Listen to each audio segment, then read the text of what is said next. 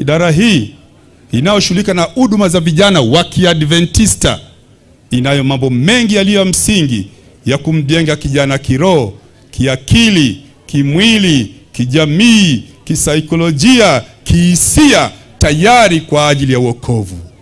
Lengo kuu ni wokovu. Nipende kuchukua nafasi hii kutumia dakika hizi chache kuweza kuelezea baadhi ya mikutano iliyo katika idara ya huduma za vijana. Tunayo mikutano mingi, na mikutano hii yote ni ya muhimu sana kwa ajili ya kukamilisha malengo yale ya msingi ya idara hii. Mikutano hii inachukua nafasi kwa ajili ya maandalizi yaliyo ya msingi katika maisha ya kijana husika. Nitagusa baadhi ya mikutano. Ikiwa nitamaliza kwa dakika hizi 18 itakuwa ni mbaraka. Vinginevyo tutaendelea katika kipindi kinachofuata. Mikutano hii nipende kuanza na ule wa kwanza ambao tupo ndani yake, kambi ya mafunzo. Kambi ya mafunzo. Kambi hizi za mafunzo ni kambi ambazo zinaandaliwa katika idara ya huduma za vijana zikiwa na lengo la kupeleka kusudio au kukamilisha kusudi maalum katika vijana hawa wa Kiadventista. Mwaka huu katika kambi hili ambalo ni kubwa, kambi la kihistoria linalochukua vijana kutoka STUM pamoja na NTUK, Southern Tanzania Union pamoja na Northern Tanzania Union, tunapokutana kwa pamoja, lengo kubwa la kambi hili ni nini? Na ni nini kinachofanyika katika kambi la mafunzo? Katika makambi haya ya mafunzo yanalenga kukamilisha elimu fulani au kurekebisha mambo fulani au kuleta mambo fulani mapya kwa vijana katika kipindi husika.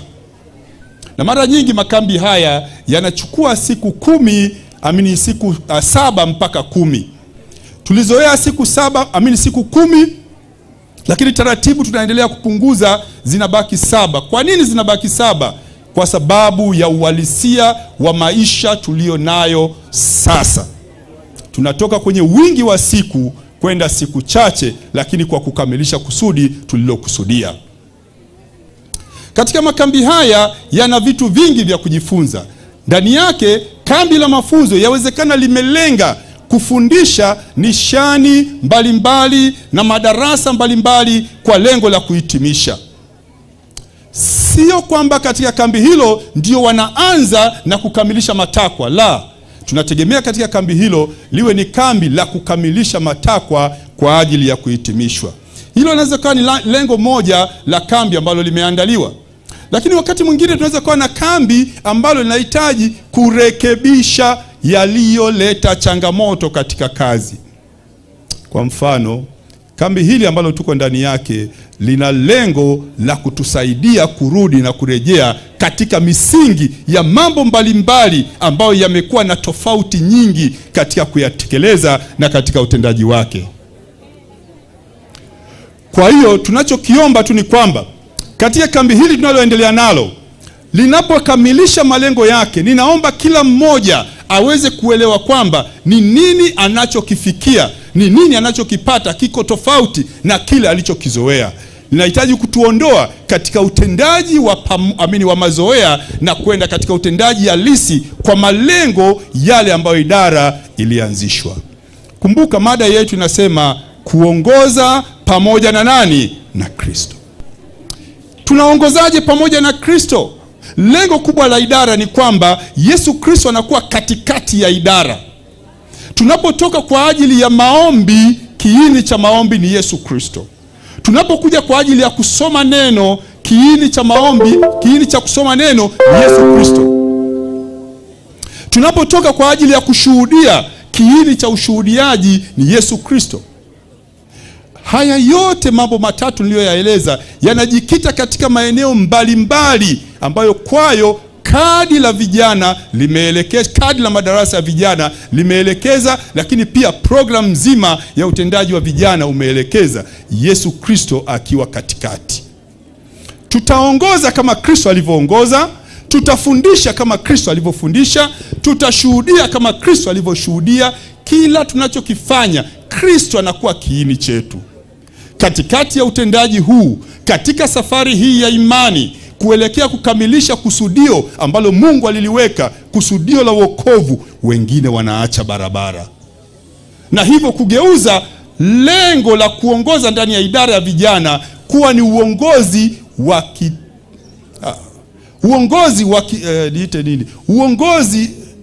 wa kitwana, sio uongozi wa kiutumishi. Kwa hiyo tunapoongoza pamoja na Kristo, ni lazima tutashuka chini kujinyenyekeza kama yeye alivyokuwa. Kwa hiyo matendo mengi yatatuelekeza kujinyenyekeza, mafundisho mengi yatatuelekeza pale, ili kwa kufanya hivyo tunapata picha na sura halisi ya Yesu Kristo. Kumbuka, idara hii ilianza katika mtizamo ulio sahihi kabisa, mtizamo wa Yesu Kristo. Vijana wale wawili walianza kwa maombi, na kupitia maombi wameendelea kusimama, na idara ikasimama, na hata leo bado inajikita kwa maombi. Kwa hiyo kambi za mafunzo zinakuwa na malengo maalum kwa ajili ya utekelezaji. Na nipende kusema kwamba katika programu ya mafunzo ya kambi hizi za mafunzo ina vipindi vyake maalum, na inatamani katika vipindi hivyo vikamilishe makusudi ambayo kwayo nimeyataja mapema. Na sasa katika mazoea yetu tumebaki tukiwa na makambi haya muda mwingi. Katika makambi haya tunatarajia elimu ya nje, elimu ya ukambikaji ichukue hatua ya juu, ifikiwe katika hatua ya juu, yani camping skills, camping craft, camp cooking na vingine vyote vikamilike katika kambi. Na hivyo tunapokuwepo katika kambi hili, tutarudi kwenda kukagua. Tulikuwa na wazo la sema, kwa nini tunasema hatutaki viti vya plastic? Kwa nini hatutaki viti vya hivyo? Kwa sababu ya dhana ya ukambikaji. Kwa sababu tukishaongelea habari ya ukambikaji, ni kutoka nyumbani katika mazingira ya nyumbani, katika kulala katika mazingira ya nyumbani, kutenda katika mazingira ya nyumbani, kupika kama nyumbani, na kwenda porini.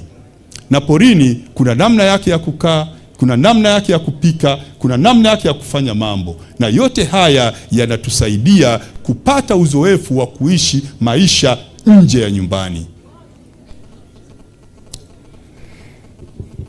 Jambo la pili, aina ya pili ya mkutano ni Congress. Kabla ya kumaliza aina hii ya kwanza, wale wote wanaokuja katika mkutano huu wanalipa viingilio vyao. Lakini wakilipa viingilio vinakuwa vya uendeshaji, na wao wenyewe watakuja na nauli yao, watakuja na chakula chao, mambo mengine yote watajitegemea. Tofauti na mkutano huu wa pili ninao kwenda kuutaja. Congress ni mikutano ya vijana, hata wengine pia wanafanya Congress. Mahitaji na malengo ya Congress ni tofauti sana na mahitaji na malengo ya training camp, kambi ya mafunzo. Katika Congress nini kinafanyika? Katika Congress utatoa kiingilio chako ambacho kitabeba malazi, kitabeba chakula, kitabeba gharama za uendeshaji, kitabeba aina ya mavazi inayotakiwa iwepo, na vyote hivi vinakuwa ndani ya package ya kiingilio chako. Na kwa sura hiyo, Congress haifanyiki porini, inafanyika kwenye vyuo, kwenye mahoteli makubwa, kwenye center kubwa, maeneo makubwa ambayo kwayo watu wote, washiriki wote watapata malazi, watapata chakula, watapata ukumbi wa mkutano na vile vyote vinavyotakiwa kwa ajili ya hizo huduma. Kiingilio chake kinakuwa kikubwa. Na kikisha kuwa kikubwa, wawezeshaji pia wanakuwa ni wengi. Mada nyingi zinakuwa ni za kibwetani, lakini mada nyingi chache zinakuwa ni za kugawanyika. Na wanapogawanyika inategemea ni mada zipi zinazohitaji kujadiliwa wanapokuwa hapo. Katika Congress vipindi vya shuhuda na taarifa vinakuwepo. Taarifa ni kwa wahusika, kama ni kwa kila conference, kama ni kwa kila field, watakuwa na wakati wa kutoa taarifa. Kutakuwa na nyakati za shuhuda, na nyimbo pia zitakuwepo kulingana na aina ya congress iliyoitwa. Congress hizi hazina changamoto nyingi.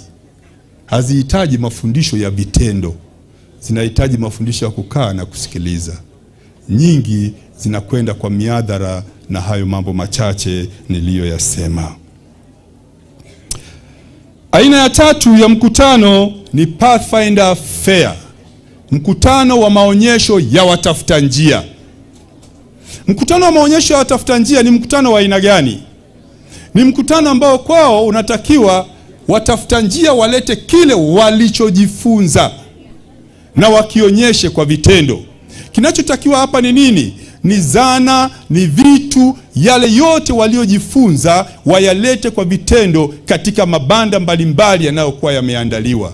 Na hapo ndipo tunaangalia klabu moja ya Pathfinder itatupatia yale yote yanayofanyika katika darasa la rafiki, darasa la mwenzi, darasa la mgunduzi, darasa la msimamizi, darasa la msafiri na darasa la kiongozi. Tunahitaji tuyaone, tuzione hizo nishani kwa vitendo walichojifunza. Tuone huo uelewa wa yale mahitaji ya kiroho, lakini pia hayo mahitaji ya kiroho wayaweke katika uhalisia wake. Kama walijifunza habari ya visa na hadithi mbalimbali katika Biblia, kwa kila darasa wapate nafasi ya kueleza kwa uhalisia wake. Yaani wapate nafasi ya kuonyesha. Kama walijifunza maisha ya Msamaria mwema, tuone walao hata kaigizo kama Msamaria mwema. Tuone walao hata ngonjera ya Msamaria mwema. Tuone walao hata shairi la Msamaria mwema. Kwa hiyo kwa kufanya hivyo wanakuja kuwasilisha yale yote waliojifunza ili yawe halisia katika maisha yao. Na huo uhalisia unakuja kwa kuonyesha jinsi walivyobobea katika hilo. Pathfinder Fair, mkutano wa maonyesho ya watafuta njia. Mkutano huu ni muhimu sana kwa klabu ya watafuta njia, kwa sababu ndio unaonyesha nini walichojifunza, wapi walipofikia, uwezo wao wa uelewa. Kwa lugha nyingine wanasema hapo ndipo tunapima uwezo wa walimu waliowafundisha.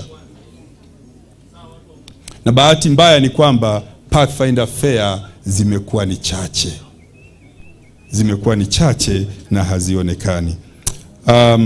Jambo lingine, mkutano mwingine ambao tunao katika idara ya huduma za vijana wa Kiadventista ni Pathfinder Kempori. Pathfinder Kempori. Tumezoea kwenda kwenye Kempori za wenzetu huko. Sisi hatujawahi andaa za kwetu, lakini twapaswa kuandaa. Pathfinder Kempori ni mkutano ambao unawaleta vijana kambini watafuta njia wote kwa ajili ya kujifunza nishani, lakini kuonyesha kwa vitendo yale yanayofanyika, yanayohusu ukakamavu, yanayohusu ustahimilivu na kujiongezea elimu mpya. Kwa hiyo katika Kempori inaweza ikachaguliwa nishani 2 au nishani 6 au nishani 5, lakini zote hizo ni nishani za vitendo. Ni nishani za vitendo ambazo watajifunza kwa vitendo, wanazifanya kwa vitendo katika Kempori. Kwa hiyo wakienda wanachagua nishani zipi ambazo huyu atajifunza, na mwishoni wanatakiwa wazipate hizo nishani. Wanapewa hizo nishani. Na ndio maana kiingilio cha Kempori kinakuwa kikubwa kidogo kuliko kiingilio cha training camp.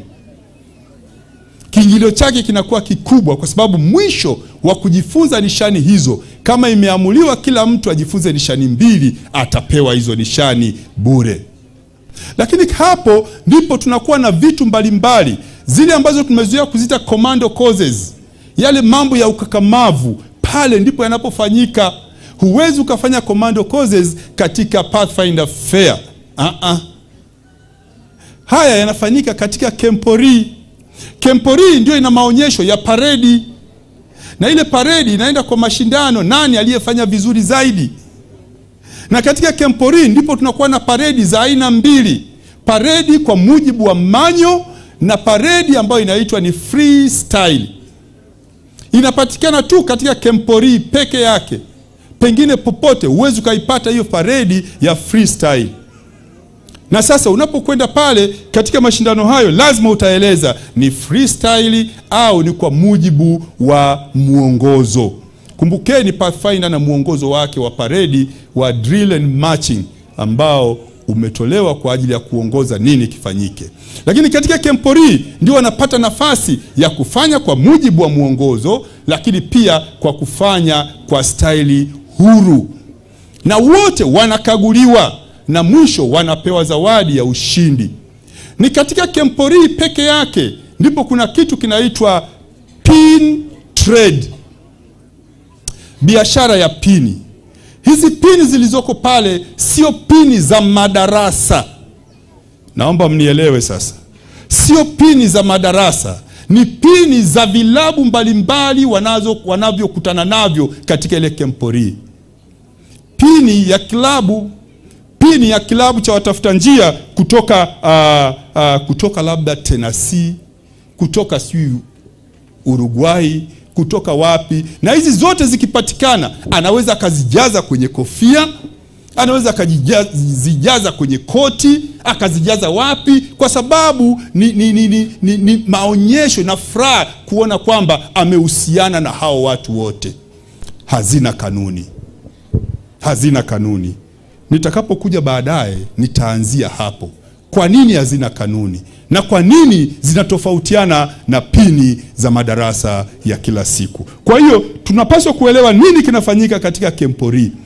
Hicho kinachofanyika katika Kempori ni cha muhimu sana, na kwamba wakikosa watafuta njia Kempori, mwaka mzima umepita, katika field, katika conference hatuna Kempori, katika union hatuna Kempori, tumewanyima kitu kilicho cha msingi. Wakikosa Pathfinder Fair, tumewanyima kitu kilicho cha msingi. Nakumbuka kwamba mara nyingi Pathfinder hawana Congress, Pathfinder wana Kempori, wana Pathfinder Fair na vingine vile nitakavyovitaja. Kwa kusema hayo machache kwa muda niliokuwa nao wa dakika chache, Bwana atubariki. Bwana atubariki. Tutaendelea kipindi kijacho kuangalia changamoto na kwa nini havifanyiki na kwa nini tumebaki na kitu kimoja. Mungu atatusaidia katika kuelewa ili tuweze kutoka kwa mafanikio. Tuombe.